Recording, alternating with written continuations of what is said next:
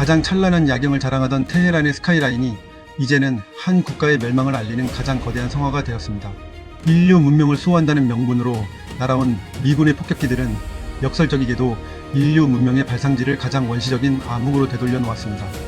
신의 대리인이 머물던 궁전이 무너진 자리에는 신의 구원이 아닌 인간이 만든 가장 정교한 지옥이 펼쳐졌습니다. 평화를 위해 전쟁을 선택했다는 이 잔혹한 모순이 어떻게 한 국가의 운명을 단 5일 만에 끝장냈는지 그 비정한 진실을 지금 공개합니다. 이 이야기는 단순히 먼 나라의 폭격 소식이 아닙니다. 테헤란의 불길이 왜 우리 안방의 육아와 물가를 태우는 대재앙이 되었는지, 그리고 왜 지금 전세계 부유층들이 수억 원을 들여 사막을 건너 도망치고 있는지 그 충격적인 이면을 끝까지 지켜보시기 바랍니다. 오늘 우리가 목격하는 것은 단순히 건물이 무너지는 소리가 아니라 낡은 지정학적 질서가 박살나는 굉음입니다.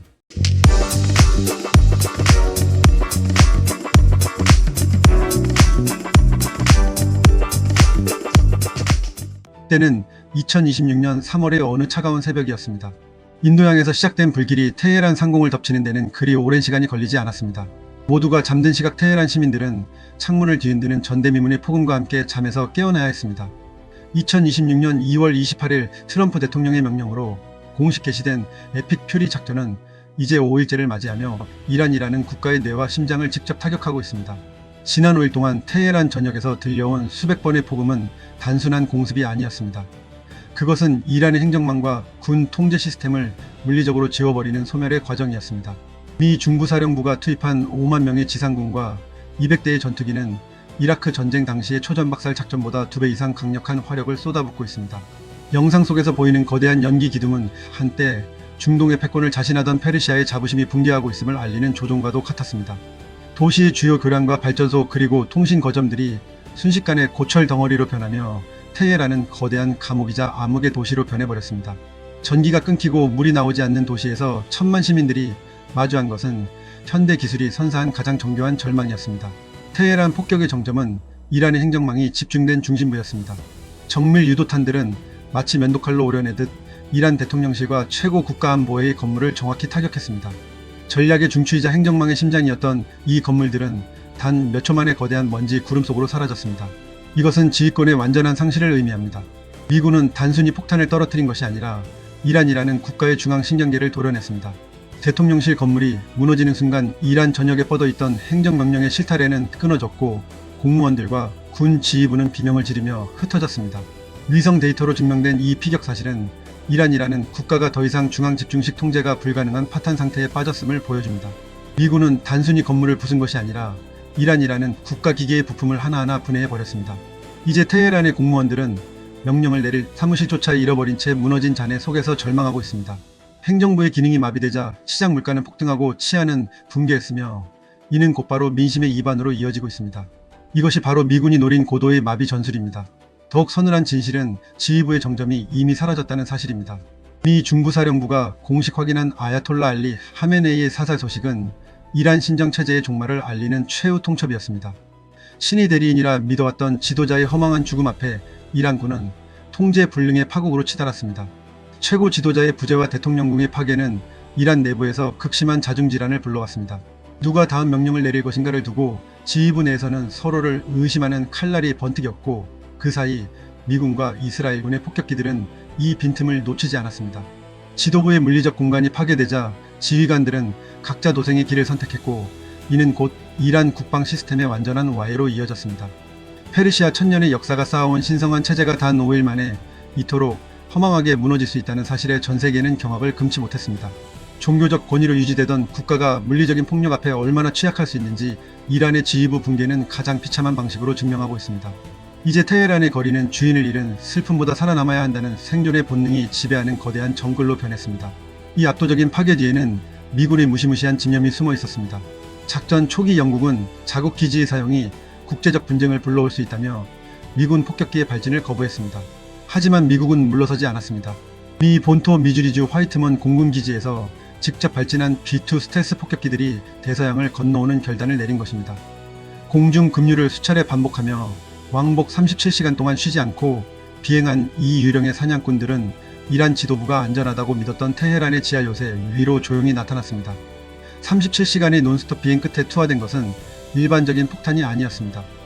그것은 산 전체를 흔드는 거대한 벙커버스터였습니다. 영국의 거부도 지정학적 거리도 미군의 사냥 의지를 꺾지 못했습니다. 이 집요한 추적 끝에 이란이 믿었던 최후의 보루들은 하나둘씩 찢겨나갔습니다. 이것은 기술력의 차이를 넘어선 의지의 차이였습니다. 미 본토에서 날아온 B-2 폭격기 엔진 소리는 테헤란의 지하 깊숙한 곳에 숨어있던 지도부의 귓가에 사신의 숨소리처럼 들렸을 것입니다.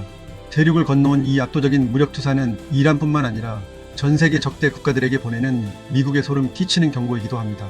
이란이 수조 원의 예산을 들여 자부하던 지하미사일 기지들은 단숨에 거대한 무덤으로 변했습니다. 산속 깊숙이 굴을 파고 숨겨두었던 탄도미사일들은 발사대에 올려지기도 전에 미군의 벙커버스터에 의해 내부에서 연쇄 폭발을 일으켰습니다. 지상에서는 수천 개의 거대한 불기둥이 솟아올랐고 지하 요새의 외벽은 껍질처럼 벗겨져 나갔습니다. 현대 기술의 정점이라 불리는 미군의 정밀 타격은 이란의 지하 만리장성을 무력한 동굴로 되돌려 놓았습니다. 2000발의 정밀 유도탄이 테헤란 전역의 전략 타겟을 지워나갈 때 이란의 반격 시도는 레이더망조차 켜보지 못한 채 소멸했습니다. 하늘의 지배자인 미국의 폭격기들은 이제 테헤란 상공을 자신들의 앞마당처럼 누비며 이란의 군사적 생존 가능성을 뿌리째 뽑아버리고 있습니다. 이란이 자랑하던 S-300 방공망은 미군의 강력한 전자전 공격에 무력화되어 아무런 저항도 하지 못한 채 고철 더미로 변했습니다. 기밀리에 숨겨두었던 핵시설들 역시 미군의 집요한 벙커버스터 공격 앞에 그 비밀의 껍질이 벗겨지며 파괴되었습니다. 이것은 단순히 전쟁의 승패를 떠나 한 국가가 가진 물리적 기반이 완전히 박살나는 대참사입니다. 물리적인 폭격보다 더 무서운 것은 이스라엘 모사드의 고도화된 사이버 심리전이었습니다. 폭격이 테헤란의 건물들을 부술 때 모사드의 해커들은 이란 국영방송의 전파를 가로챘습니다. 텔레비전 화면에는 하메네이의 사체 사진과 지휘부의 무능함을 비판하는 영상이 흐르기 시작했고 라디오에서는 항복을 촉구하는 노래가 흘러나왔습니다. 국민들은 정보의 진위조차 파악하지 못한 채 공포에 질려 거리로 쏟아져 나왔습니다. 국영방송을 장악한 모사드는 이란 국민들에게 저항을 멈추고 새로운 시대를 맞이하라는 메시지를 반복적으로 송출하며 심리적 방어선을 완전히 무너뜨렸습니다. 눈은 폭격으로 멀고 귀는 거짓 정보로 멀어버린 테헤란 시민들은 이제 국가라는 울타리가 자신들을 보호해주지 못한다는 사실을 처절하게 깨닫고 있습니다. 인터넷이 차단된 상황에서 유포되는 수많은 가짜 뉴스와 모사드의 정교한 심리 조작은 이란 사회를 내부에서부터 붕괴시키고 있습니다. 지휘부의 목소리가 사라진 자리를 적의 목소리가 채우는 이 비극적인 상황은 이란 국민들에게 폭탄보다 더 큰 공포를 안겨주었습니다. 이 잔혹한 전쟁은 페르시아의 찬란한 자부심마저 찢어놓았습니다. 유네스코 세계유산이자 페르시아 건축의 정수로 꼽히는 골레스탄 궁전마저 폭격의 파편에 심각하게 파손되었습니다. 수천 년의 역사를 간직한 거울의 방과 화려한 타일들은 미군의 폭발 충격의 가루가 되어 흩어졌습니다.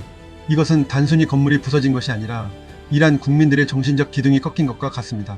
무너진 궁전의 잔해는 한 시대가 저물고 있음을 알리는 비극적인 상징이 되었습니다. 페르시아 제국의 영광을 그리워하던 노인들은 불타는 궁전을 바라보며 피눈물을 흘렸고 그 위로 미군의 B-2 폭격기는 조롱하듯 엔진음을 울리며 지나갔습니다.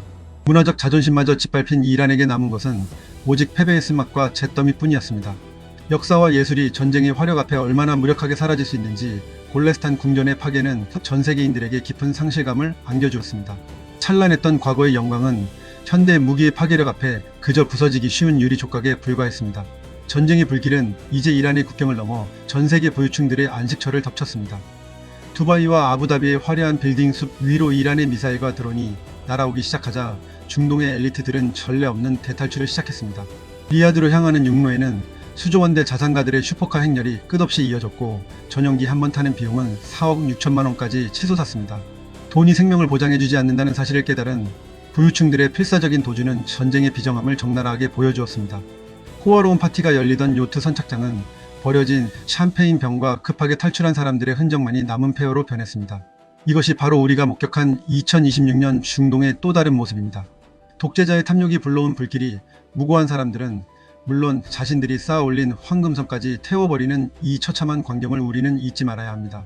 마지막으로 우리가 반드시 직시해야 할 현실은 테헤란의 불길이 곧 우리 집 보일러의 온도를 결정한다는 사실입니다. 대한민국 에너지 생명선의 70%가 통과하는 중동의 바닷길이 차단되자 국제 유가는 역대급 대재앙 수준으로 치솟았습니다. 테헤란의 폭음은 우리 안방의 물가를 태우고 있으며 인도양의 불기둥은 우리 경제의 숨통을 조이고 있습니다. 에너지 자급률이 낮은 우리에게 이 전쟁은 남의 나라 이야기가 아닌 실존적인 위기입니다. 중동의 질서가 재편되는 이 거대한 격변 속에서 우리가 어떤 선택을 해야 하는지 이번 테헤란 침몰 사건은 우리에게 가장 서늘한 경고를 보내고 있습니다. 보이지 않는 곳에서 벌어지는 힘의 논리를 무시한 채 평화만을 노래하는 것이 얼마나 위험한지 우리는 지금 인도양의 화염을 보며 깨달아야 합니다. 원유 공급망이 마비되면 당장 우리 산업의 심장인 반도체와 자동차 공장이 멈출 수 있습니다. 국가 안보는 단순히 군대의 문제가 아니라 우리 모두의 생존권이 걸린 최우선 과제입니다. 심해에서 시작된 작은 파동이 결국 거대한 해일이 되어 테헤란의 심장을 삼켰습니다.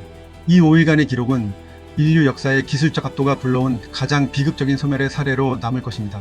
무너진 도시와 사라져간 모든 생명 앞에 깊은 탄식을 보내며 부디 이 파국이 인류의 더 큰 불행으로 번지지 않기를 간절히 바랄 뿐입니다.